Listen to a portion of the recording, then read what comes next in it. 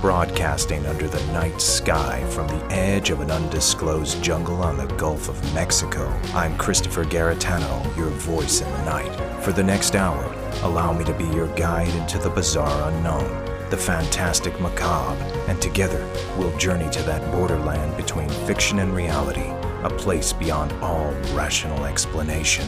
We are now off to the witch.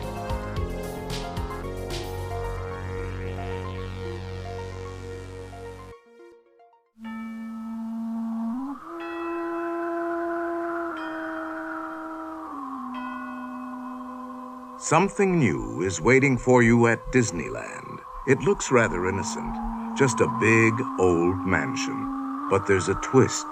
You see, this mansion is haunted. Greetings, curious mortals. I am your ghost host at the Disneyland Haunted Mansion. Why not make final arrangements to join us soon? That was a vintage radio ad for Walt Disney's immortal spook show thrill ride attraction, The Haunted Mansion. Designed in the early 1960s, it was his very first conceived before the Disney parks were even built. Walt Disney met with his Imagineers to create a story within a ghostly domain filled with scares and illusions. This was not long after he visited and was captivated by the mysterious and notoriously haunted Winchester House in San Jose, California. Here's Walt Disney himself along with his trusted Imagineers, excited about the mansion's conception. Julie is Miss Disneyland Tencennial, and Mark Davis is the master in charge of our House of Illusions, or what do we call it? A haunted mansion. Haunted Mansion. We're going to bring ghosts from all over the world, and we're making it very attractive to them, hoping, they'll want to come and stay at Disneyland, so we're putting in wall-to-wall cobwebs, and we guarantee them creaking doors and creaking floors. When I was a child, I entered the Haunted Mansion for the first time.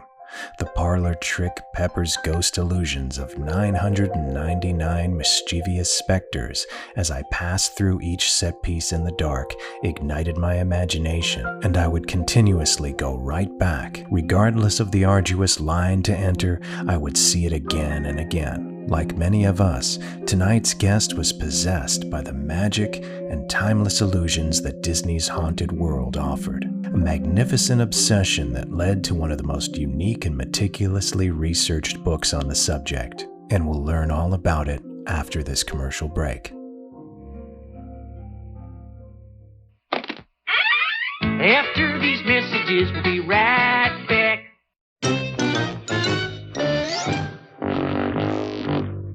Calling one and all tonight. It's hopping at the hall tonight. Dropping at the ball tonight. Disney's Halloween treat. Creatures on the prowl tonight. Features fair and foul tonight. They'll meet you there to howl tonight at Disney's Halloween treat. Black cats and bats and ghosts make most attractive hosts. They're dying for a dance with you. So play that haunting refrain. Tricks and treats to try tonight. We'll be riding high tonight. Your spirit's gonna fly tonight.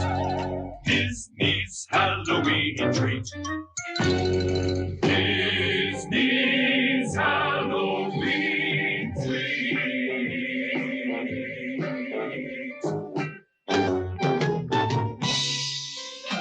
It's a scream.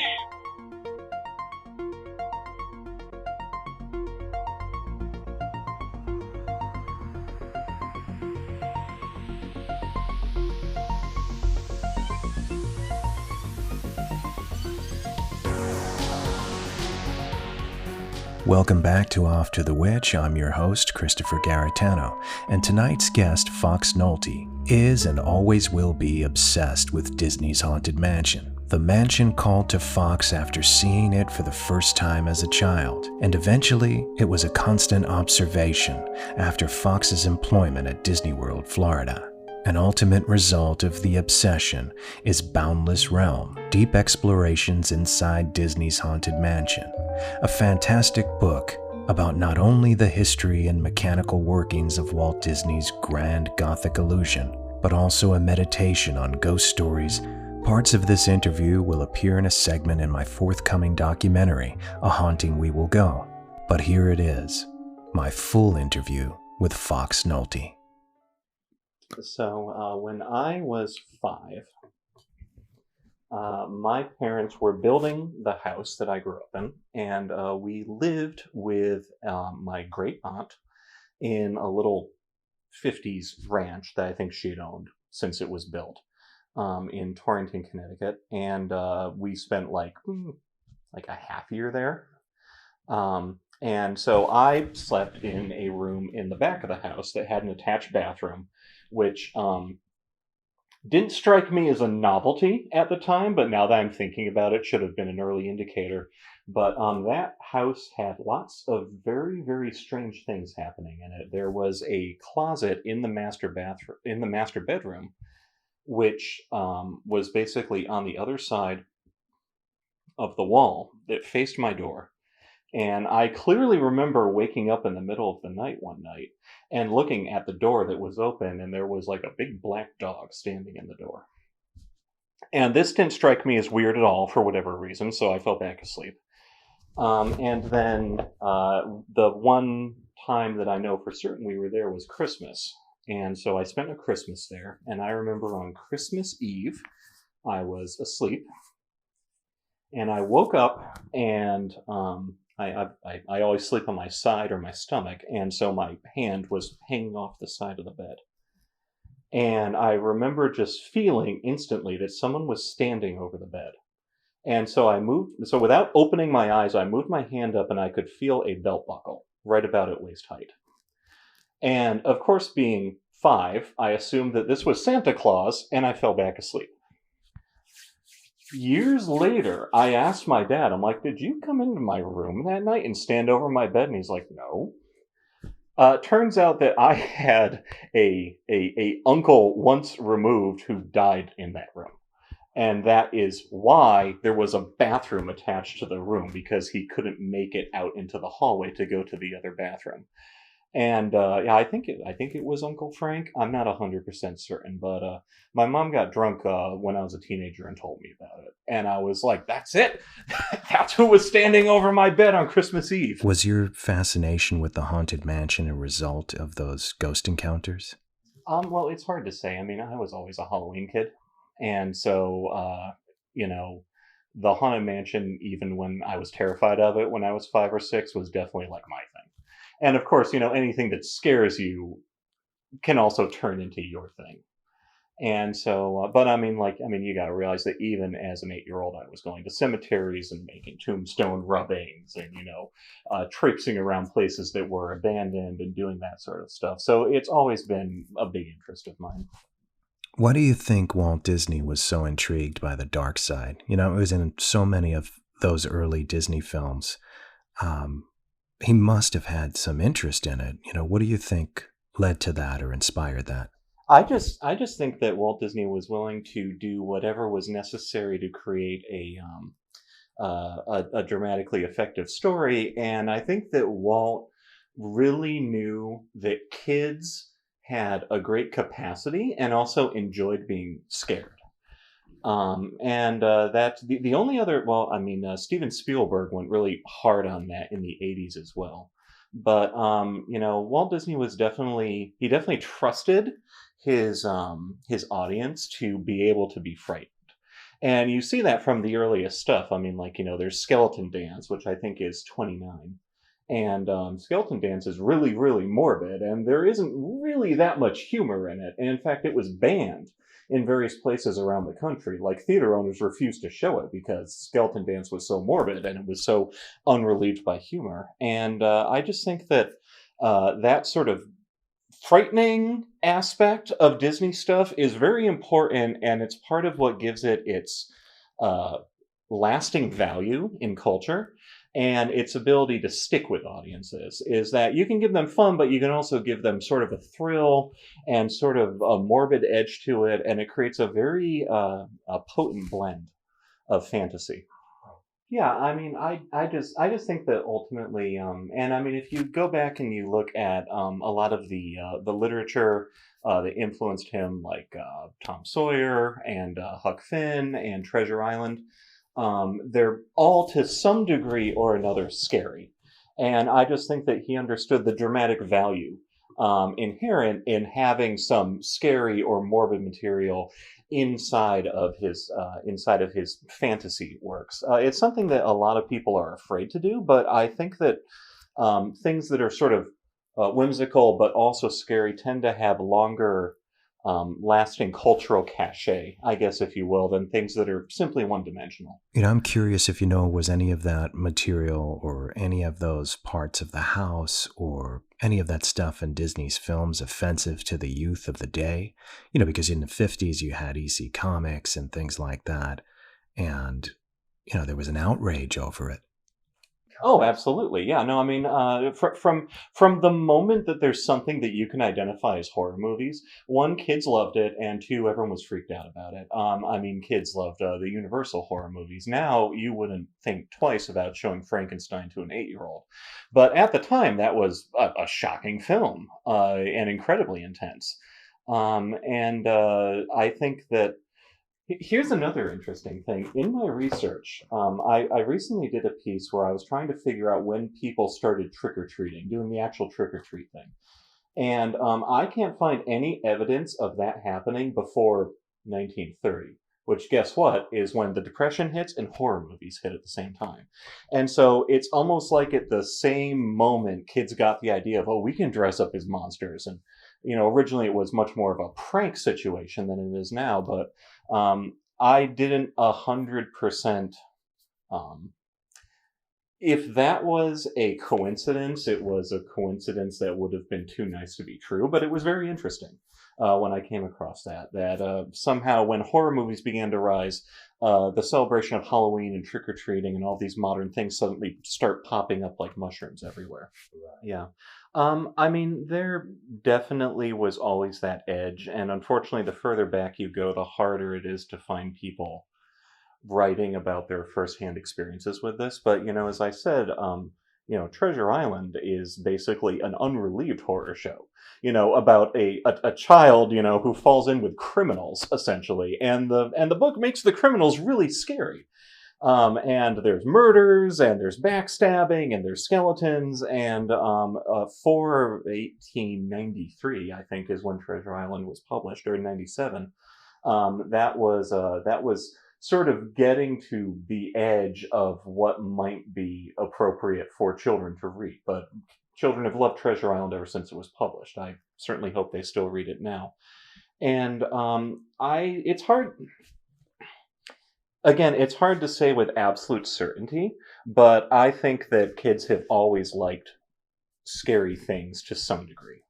So do you feel that Halloween became enormously popular as a result of the horror films of the 1930s, the Universal monsters? Yeah, although really Halloween became much more of a thing in the 50s. So there's sort of a start of it in the 1930s, and I've gone back and looked through newspapers. But if you do, what you usually find when people are talking about Halloween in the very late 20s and the 30s and the 40s is they're talking about vandalism. And cities trying to find ways to stop children from committing vandalism. And so they might put on a fall festival or a harvest festival so the kids don't go out and throw bricks through shop windows and things like that. And I was able to find a quote from a police officer in the 40s who was talking about Halloween in the 20s, and they said that the police would spend all day running around the city trying to stop this vandalism. And I think that's sort of an amazing idea that, like, police would have to respond to trick-or-treaters at that time. So I think it's definitely something where Halloween didn't really become a thing until you start getting the suburbs. And it's safe to walk on the streets at night because it's all just a bunch of houses. And yeah, so Halloween definitely does go back to the 30s and the rise of horror movies. And before that, it's definitely much more of a fall harvest tradition, which eventually we turned into Thanksgiving. And so they were all sort of one amorphous autumn celebration that then began to split out into different kinds of autumn celebrations. And if you think about the iconography of Thanksgiving, it's all harvest oriented. It's pumpkins, it's turkeys, it's corn, and that is sort of that's sort of the remnants of when we were an agrarian society. And then it had a spooky element, but the spooky element didn't start splitting off until mass culture. It started to invent horror movies and venues for this spooky stuff. And so, I mean, for instance, in the 1920s, if you go back and you watch those horror movies, and the horror movies are not Nosferatu and Caligari, which are definitely horror movies, but those were German movies. People didn't see those. Sure. But if you watch the only other horror movie from the 20s that I can think of is The Phantom of the Opera. And if you go back and you read the articles and the reviews about Phantom of the Opera, no one says the word horror movie. They didn't know what to call it. And so now we can look at that and say that's a horror movie. But in 1925, they didn't think that was a horror movie. They didn't know what it was. They thought it was morbid and weird. Do you know when that term horror was specifically coined, when people started using it in regard to movies? I definitely see it popping up somewhere around the release of Frankenstein. It's almost as if because Dracula was 31 and I think it was spring 31, and then Frankenstein was the end of 31, so that was December. And that seems to be when people began to say, oh, these are horror movies. It's like everyone agreed on the term around that time. Wow. And definitely by the time you hit 32, 33 in those initial pre-code horror movies, they're actually using the term horror movie. But when you look at stuff from the 20s, they don't know what to call it. They're calling it a horror fire or a shocker or a thriller. But the idea that Phantom of the Opera is somehow a horror movie didn't exist at the time, and that's one of the reasons why that movie is more like a romance with a weird disfigured third side of the romantic triangle. What was the beginning of that in the U.S.? What inspired that taste? You can go back to the start of fiction. And there was a lady named Anne Radcliffe who was very popular, and I've actually never read any of those books yet. But there was a Gothic tradition which began in Europe, and the name that everyone always says is Castle of Otranto. I can't find any real evidence that was actually read widely on this side of the Atlantic, but we definitely like Anne Radcliffe, and what those were considered at the time to be Gothic romances. Today we'd call them Gothic horrors. And basically, it was the standard stereotype of there's the family castle and it's cursed and there might be a ghost that comes out of a painting and there's a brooding guy and a woman who appears and is frightened of things and all of those. Today we'd say that's something like Turn of the Screw or Crimson Peak or something like that. But at the time, that was a new form, and they were inventing it. And so it seems that this lady, Anne Radcliffe, was the first one to sort of make the idea of horror stories popular on this side of the Atlantic. But then, of course, we've got Washington Irving, who was basically the Stephen King of his time. And Washington Irving was the guy who invented a lot of stories that are still told about places that people think are real, but they're actually things that he invented. And so, for instance, Legend of Sleepy Hollow is probably the most famous American ghost story of that era. I'm pretty sure he invented the name Sleepy Hollow. It's now the name of the actual place. I had no idea. I thought that was the name of the town. I thought that was always the name of the town. No, it used to be called North Tarrytown. It wasn't called Sleepy Hollow till 96. So Washington Irving was the reason why the town was named Sleepy Hollow? I think so. And if you think about the narrative, calling it Sleepy Hollow feeds into the narrative because the whole idea of that place that he's creating is that things are back in time and people are sleepwalking through life. And I think he invented that name. I really do think he did. He lived there. Was that a very popular story when it was released? Oh, it was so unbelievable. I mean, everything that Washington Irving wrote became so famous that it has essentially become a tradition in our own time. Washington Irving was part of a group of guys who were writing basically society magazines about New York, and so today it'd be like a Harper's Bazaar or something like that. But they just wrote humorous little quips about things going on in New York City. They were the ones who coined the term Santa Claus, because Santa Claus is a Dutch mispronunciation of Saint Nicholas, who was the patron saint of New Amsterdam, New York.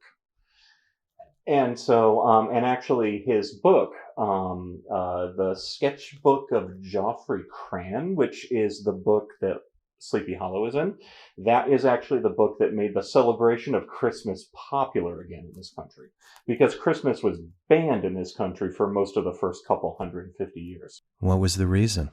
Because the Puritans didn't like Christmas. Because people wouldn't go to church, they'd go get drunk. Puritans actually banned Christmas starting in England in the mid 1650s. Oliver Cromwell, the king was deposed and he left for France, and the Puritans took over the country, and they were the ones who banned Christmas. And then when the king came back, the Puritans escaped because suddenly they're political undesirables, and they start hanging out in places like the Netherlands, and then they make their way over to the New World. And when they get to the New World, that's when they ban Christmas here. And in fact, Christmas was not celebrated in most of New England until like very late in like the 18th century, because there was still residual resistance to it. But anyway, so Washington Irving basically invents Christmas, and he pretty much invents Halloween. American Halloween is embodied by the legend of Sleepy Hollow, but if you read the legend of Sleepy Hollow, word Halloween isn't anywhere in it.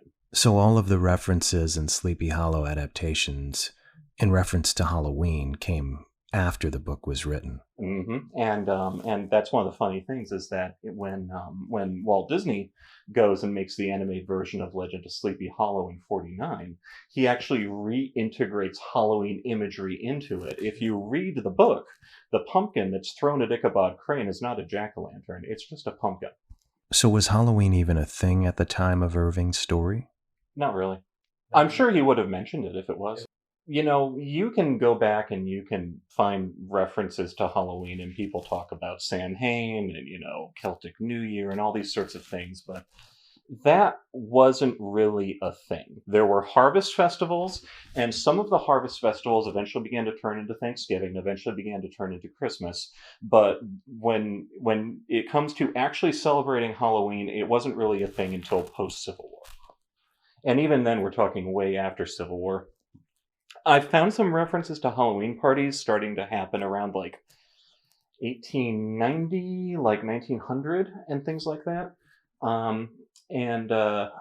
Usually what that is that it's a single night thing, and it's sort of a throwback. In fact, I found newspaper articles from the 1890s where people are saying, oh, remember jack-o'-lanterns? Remember when we used to carve jack-o'-lanterns when we were kids? And so they're talking about like pre-Civil War. And so the idea of, okay, we're going to celebrate Halloween, and it's going to be a hilarious throwback to like 80 years ago. So let's carve jack-o'-lanterns. This will be ironic, and we'll invite people over, and we'll do, we'll do fortune telling and things like that.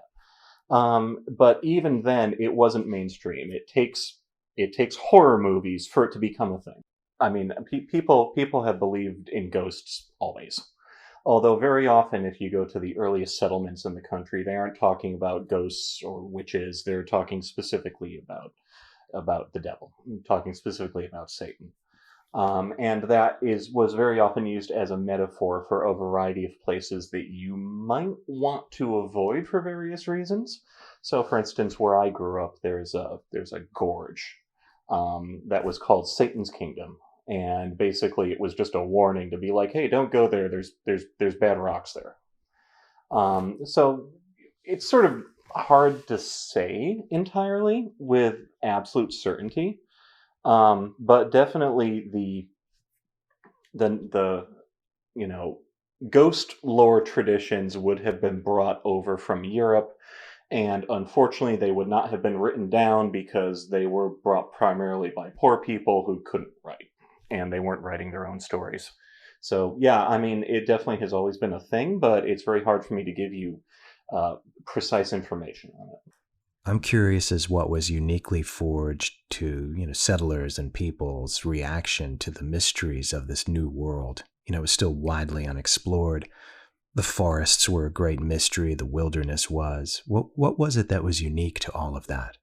Yeah, I mean, Stephen King sort of nailed down the concept of the sort of American Gothic notion as being sort of like poisoned earth, and you see that in Poe, you see that in Nathaniel Hawthorne, you even see that to some degree in Washington Irving, although Irving was creating much more sort of humorous, sort of whimsical stories, much more of a fantasist than a horror writer. But I definitely think that I definitely think that one of the defining concepts of sort of American folklore was the idea that there's this terrible, like, howling wilderness all around us, and who knows what's out there, and there could be anything there. And you definitely don't want to go out there because that might be out where devils are or demons are, or there might be Native American people out there who might come out of the wilderness to attack us, which was quite common at one point, as you know. And I certainly think that the idea of a bad place or poisoned earth or haunted areas is extremely specific to this country, because even after hundreds of years, most of this country is still not a lot of nothing. It's just open space. But yeah, I mean, having grown up in that environment, I very strongly connect to that notion of like a cursed forest or an area where there's a sort of subterranean, supernatural presence that sort of comes up through the ground that predates you by centuries or millennia, if you want to get into H.P. Lovecraft. I don't think it's accidental that Lovecraft was from New England and came up with that idea. Lovecraft was so unique. I mean, even to this day, there really wasn't anybody like him, not even Poe. Yeah, no, it's unfortunate that he was writing in relative obscurity at the time, because you definitely sort of get the feeling that, like, he didn't know anyone who was interested in the crazy stuff that he was interested in, and it made him crazier. Well, what do you think inspired Walt Disney to tackle similar subject matter? Do you think Disney's imagination was similar to H.P. Lovecraft's? No, I don't think so. I mean, Walt Disney was a brilliant guy, but he was not really a thinker in the way that you and I are discussing this. He was a feeler. He used his emotions in ways to just in very how should I put this? He was a feeler. He was a feeler. He was able to use his emotions and his interest to sort of glom onto things that he felt that people would be interested in. And if you look at the projects that he developed to their fullest extent, that he was involved in all the way, usually it's grown from a seed that's so small. I mean, I think that he wanted a haunted house just because haunted houses are American folklore, and it's something that everyone understands. You can say haunted house, and, of course, Disney was not international in those days. You can say haunted house, and everyone in all 50 states knows what you're talking about. And I think that besides his interest in sort of morbid content and, a willingness to go to those places that could be quite scary, I mean, like Pinocchio, Snow White, Fantasia are really scary. Like, they're still really scary. And so I think that he simply was able, like, in his heart of hearts, he knew that that was a good lead to go down. Yeah, and it's interesting too, citing H.P. Lovecraft. Later, Disney had inspired people like Dario Argento and Clive Barker. Both cited Disney as an inspiration. Oh yeah, absolutely. As if they were taking it further than he did. Well, and I say this in my book too, is Snow White and the Seven Dwarfs. Horror movies had been banned in a lot of Europe starting in the mid-30s. The one that actually pushed everyone over the top was The Raven with Bela Lugosi, which is 100% about Bela Lugosi torturing people and enjoying it. It's hilarious. But That's the one that got horror movies banned through most of Europe, and that's actually why horror movies sort of go away after 35. And then all of a sudden you get Snow White and the Seven Dwarfs. And Snow White and the Seven Dwarfs is actually calling back to sort of fantastic and horror film iconography within itself. The scene where the queen drinks the potion and the room spins around her is from the 1932 Frederick March Dr. Jekyll and Mr. Hyde. So he just lifted it. Absolutely. Wow. And the outfit that the queen wears is taken from a 1936 movie called She. Which is produced by the guy who produced King Kong, and it's a jungle adventure story. Hammer made a remake of it in the 1960s, but that outfit is from that movie, and you can watch that movie. And he was like, "Yeah, we'll just use that. That's great." And that's a weird sort of horror-inflected thing, and so you can tell that he was watching these things and enjoying them, but he was just pulling from every place that he could to put it together. And sure. Snow White and the Seven Dwarfs is a terrifying movie, and actually the big scene, the dark forest scene, originally they started animating it without the faces in the trees, and they got to a certain point where they're like, well, whatever, let's just make it as scary as we can, and they started superimposing the faces and ratcheting up the tension, and that thing was shown across Europe to children everywhere. I think that more people probably saw Snow White than saw Gone with the Wind.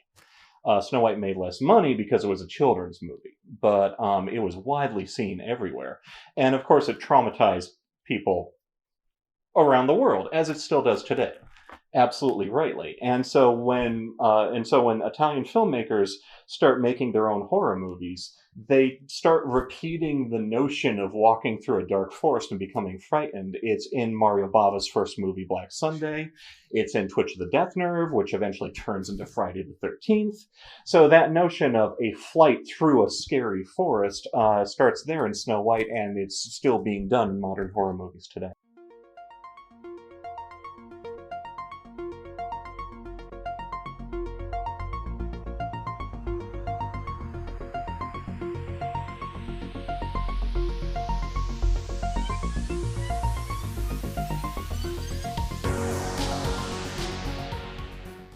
After these messages, we'll be right back. This is the story of a house. Not any ordinary house, but a house where the family plot leads through a creaking front door, where spooky rooms stretch, and all foolish mortals are welcome. A house known as the Haunted Mansion. Your creak and the tombstones quake. Tombstones out for swing and wake. Happy haunts materialize. And begin to vocalize. Grim grinning ghosts come out to socialize.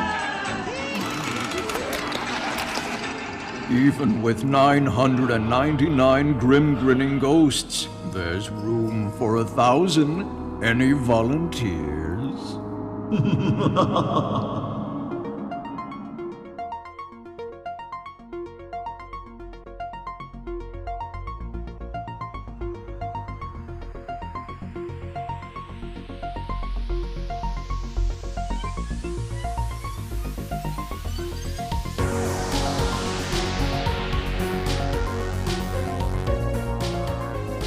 Supposedly, the first house that he owned in Los Angeles, the big one before he moved to the one where he built the railroad, supposedly that house is haunted.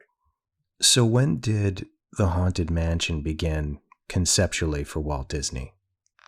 There definitely were plans for a haunted house in a very basic sense before Disneyland was a thing.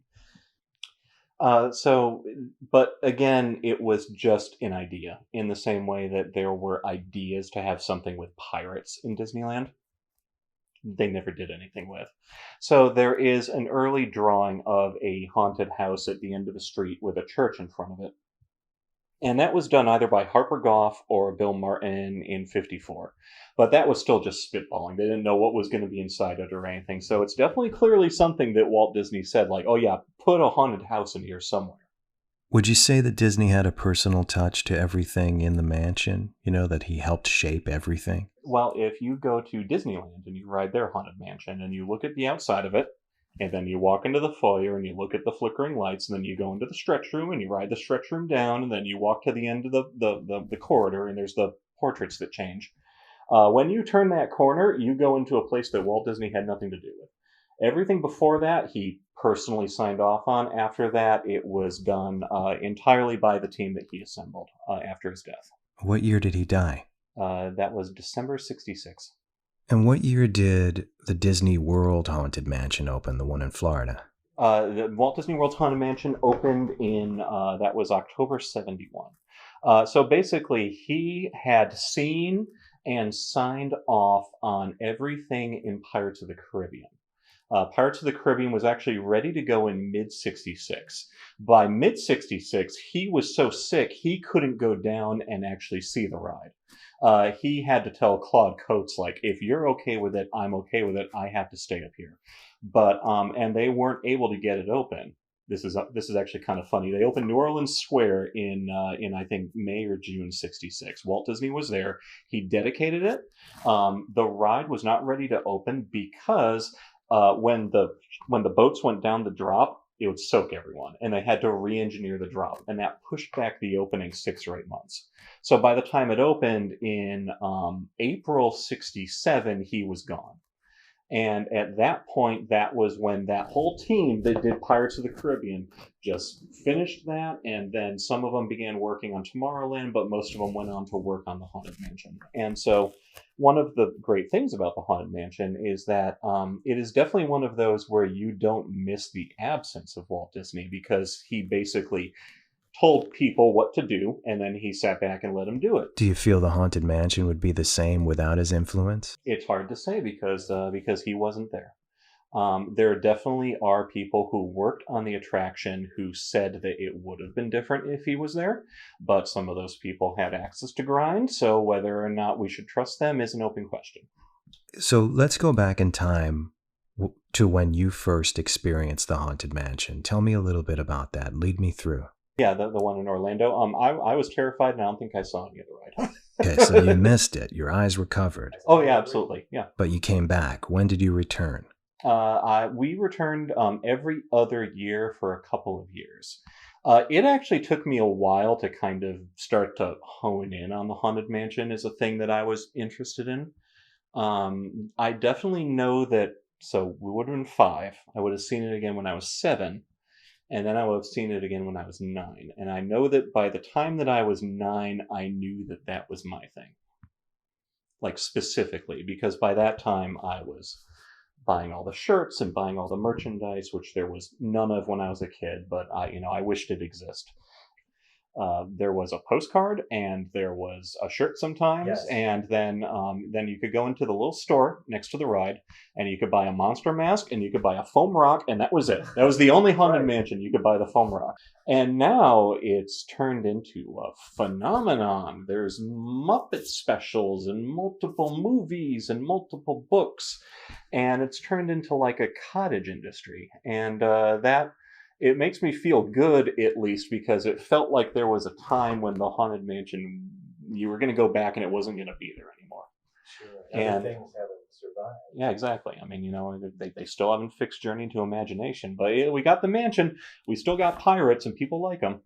So ultimately, did you feel like you purged this lifelong obsession by writing your book? I probably haven't purged the obsession with writing my book. I mean, I'm still definitely very enthusiastic about the Haunted Mansion. I don't really go to Disney much anymore, but I mean, I go to the other parks as often as I can. And speaking to that, you worked there, and that informed, all of this meticulous writing. All of your meticulous writing and research, you working there was like the nucleus of that. So take me on a tour of the mansion. Can you describe it from beginning to end? Yeah, I mean, the Haunted Mansion, the outside is a really interesting thing because in California, they have this beautiful antebellum house, which is based on a house that was in, I think, Baltimore. It was called the Shipley Lydecker House. And it was actually torn down 1 year before the ride opened. Can you imagine how much money that house would be worth today? There's a I think a pawn shop there now. But that was a facade that Walt Disney signed off on, and it's very romantic and southern. And then what they built in Florida is this facade that a lot of people don't understand. It looks sort of like a castle. It's actually based on a real historical style to make houses that look like castles, and that was popular pre-Civil War. And that would have at the time been called a castellated style. It's got turrets, and it has it sort of looks like a big tomb, which is really interesting. And one of the brilliant things about that facade is that if it were built in real life, it would just be straight across. But what the designer Claude Coates did is he actually cheated it forward into like a 90-degree angle. So it looks threatening when you're standing in front of it, almost like the house is coming at you. And I think that adds a lot to the sense that you can stand in front of that facade and say, oh yeah, that's a haunted house. Even without the bat weather vein and the decayed stuff, it looks like a haunted house, even if some people call it the haunted castle. And I don't think that that's necessarily true of the one at Disneyland. It looks like a real nice house, but there's nothing especially haunted about it. That's an interesting decision that they landed on. And I think that it was a decision that was driven by the design team of saying, hey, you know, this looks nothing like a haunted house. Let's make something that actually looks like a haunted house. It's a beautiful facade. They actually had to change it in the middle of the design process. Originally, they wanted there to be elevators to bring you down, just like at Disneyland. That didn't happen, so now you go inside and you go into the stretch room, and the room stretches up, actually up into that facade, which is why it's sitting on top of a hill. It's an empty space, and the ceiling is hoisted up into it. And then you leave there and you get on your Doom Buggy, which is their name for an Omnimover. That was a ride vehicle that was invented for the adventure through inner space at Disneyland, Tomorrowland, 1967, which was like a weird drug trip thing where you went into a water molecule. Yeah. Yeah. Do you know about this? No. Yeah, no. The Adventure Through Inner Space is basically the secret, like, science version of the Haunted Mansion. It was designed by Claude Coates, who designed the Haunted Mansion. The narrator was Paul Frees, and he was a scientist who narrated your trip into the inner space of a water molecule. And basically, he was like tripping and saying weird things and talking if he can survive deep in inner space, and there were lights swirling around you. And yeah, they closed that and put Star Tours there. But yeah, the Haunted Mansion is like the ghost version of inner space, which is hilarious. Yeah, it's so brilliant. And you mentioned in your book that it's like this grand incarnation of all previous funhouse rides, you know, carnival rides, carnival attractions. Well, you know, and that's the funny thing is, you know, there's a long tradition of sort of like carnival, like sideshows that just exist to scare the hell out of people. The most famous one is the Girl to Gorilla one, which was basically a Pepper's Ghost illusion, where, you know, they bring you in and be like, you know, see a girl turn into a gorilla, and they bring you into a room, and she'd be standing there inside like a jail cell, and she'd do some stuff, and then it would fade, and the lights would change, and you'd be looking through a sheet of glass, and there'd be a guy in a gorilla costume, you know, sort of reflected in the glass. Sure. So it looked like she turned into the guy in the gorilla costume, and then the guy in the gorilla costume would come forward and lift up the bars in front of him and throw them on the ground with a huge clang, and they'd turn off the lights, and everyone would scream and run out. And that's an old fairground gag from like the 1930s, or people, you know, putting on sort of like swimsuit things and to make them look like mermaids. And then eventually you start developing into more sophisticated style of scary attraction. And probably the first big one was the pretzel ride that was invented by Leon Cassidy. And basically it was sort of like a tunnel of love, but it was in a car. And you ran along a track, and there was nothing inside there. It was just a scary ride where you went through some turns, and you couldn't see where you were going. And then you came out into the light. And then over the years, in order to get people to ride it again, they started adding scary things along the track. There is one of these left in the world, and if you have not been on it, you should. It's in upstate New York, Sylvan Beach Amusement Park. It's the only place in the world that you can sit down in a pretzel car from the 20s and go through an unchanged pretzel ride. And I've done it, and it's terrifying. It's one of the scariest things I've ever done in my life is ride that ride. And having been on one of those rides, I spent a lot of my life researching these rides and reading accounts of people who had been on the ride. And they always say, it was so scary, you don't know what you're doing. Now that I've done it, I know how scary it was. This must have been terrifying in the 20s, because you sit in a little car, and the car is not at all like a Disney ride vehicle where it moves smoothly through turns.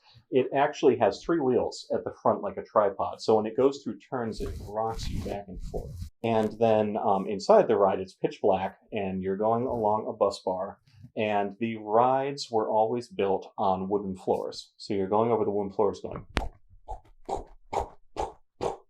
constantly. And then like a little plastic skeleton lights up next to you and shimmies. And no, it's terrifying. It feels like you're in there for a lifetime. By the time I got to the end of it, I mean, I was laughing, but like my heart was thumping out of my chest. And I got to the end, and I was like, I really want to ride that again, but that was such a good experience. I don't want to ruin it by riding it again, so I'll just have to come. But absolutely incredible. And so you can see how people in the 20s, that would have been a very novel experience, being in the dark, being disoriented. And then all it took was a guy named Harry Travers, who was an amusement park operator. He took Leon Cassidy's patent and basically stole it. And then he changed the name of it, and he added crazy cutout things that would light up as you went past them.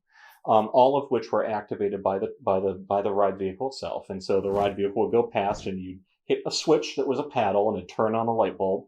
And there'd be like cats fighting on a fence, or there'd be the face of a lion, or sometimes it would just shake sheets of metal to make crazy sounds. Travers called his version of that the laugh in the dark. And that's where the term comes from.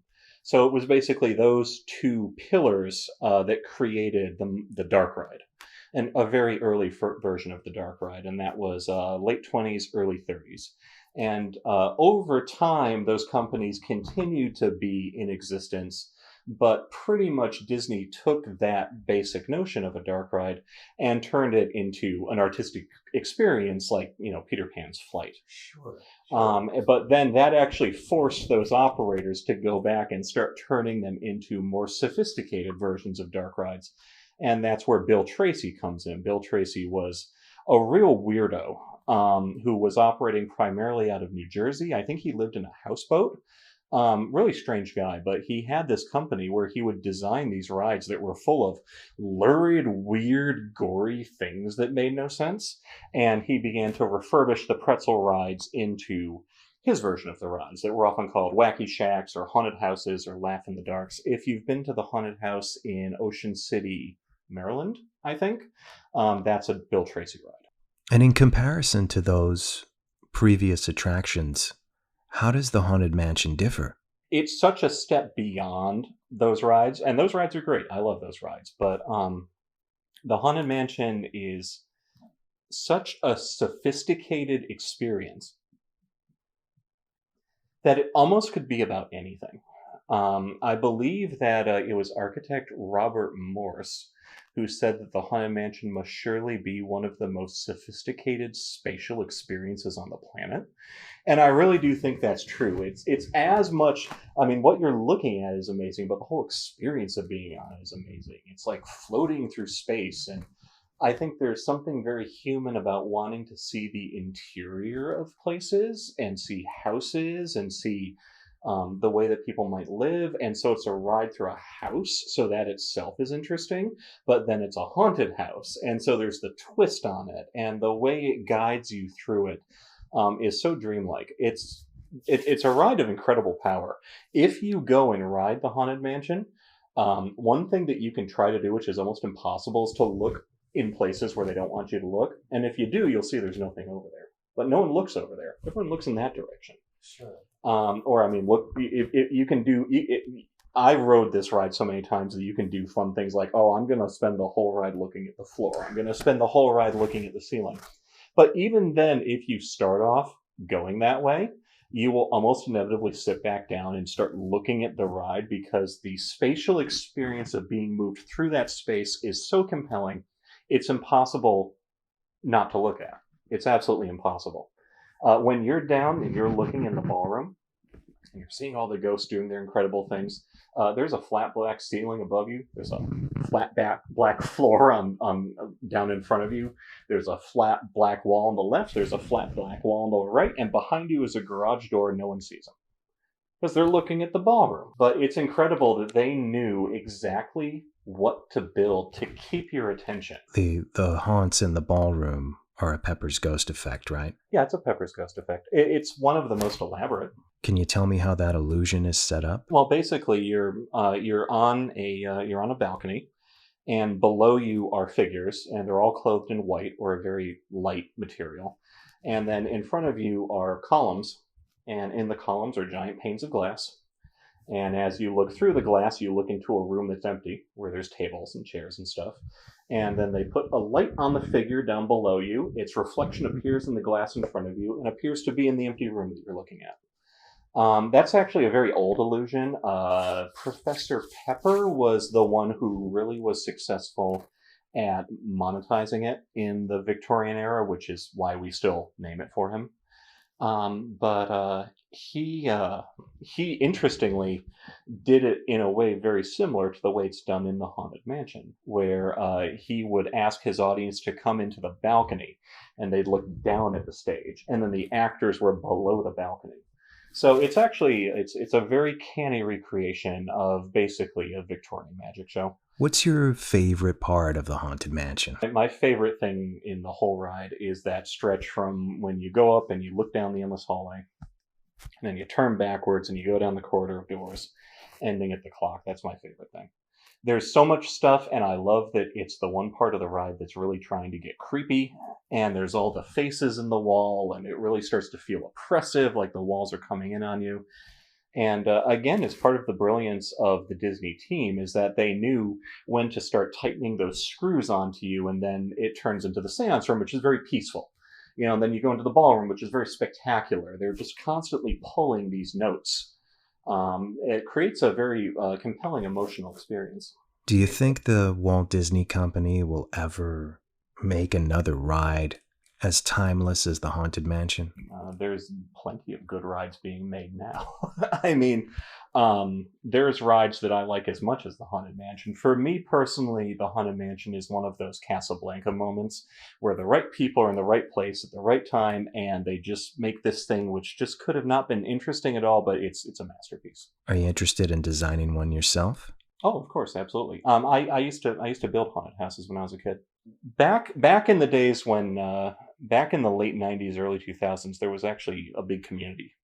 There aren't really that many people who do it anymore unless you're in Southern California, where there's lots of people who work in the film industry and still do home haunting. But all of mine were basically recreations of the Haunted Mansion. That was probably when I was most obsessed with it. And so I'd sit down and I'd take a picture of a portrait that was in the ride, and I'd try to do sort of my version of it. And I'd sort of make a version of the effect that's seen in the ride, and then I'd, let people walk through my little homemade Haunted Mansion on Halloween. So what's your perspective on the afterlife?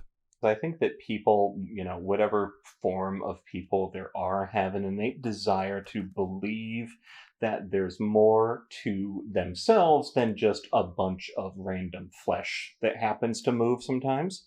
And that is a constant through history. That's why we invent religions. That's why we invent stories about these things. That's what makes us people. That's why we're creative. We have to believe in putting our energies into something more than just a physical body. I think that as long as people have a need to do that, there will always be a venue for what we currently call the supernatural, or ghost stories, or whatever name we call it in 600 years. Who knows? And if you were to survive death, I usually ask, what would you take with you? But what would you do if you survive death? I have a strong feeling you're going to want to haunt someone. I certainly hope I'm not going to lurk around as a ghost, but if I do, I want to be a cool ghost that makes blood come out of the walls, and causes people to like run screaming out of the house, and then maybe like the house collapses like in Poltergeist. Like, that'd be cool. Yeah, no, I mean, it's kind of funny because I've definitely encountered situations where it feels as if there's an energy that's still lingering around a place, but I don't actually think it lasts forever. I think that even ghosts eventually find their way home. So I think that would kind of suck, to be stuck as a ghost in a place indefinitely. So I hope that doesn't happen. I hope I die in a pleasant way and I'm happy and I can get out of everyone's way and not bother people.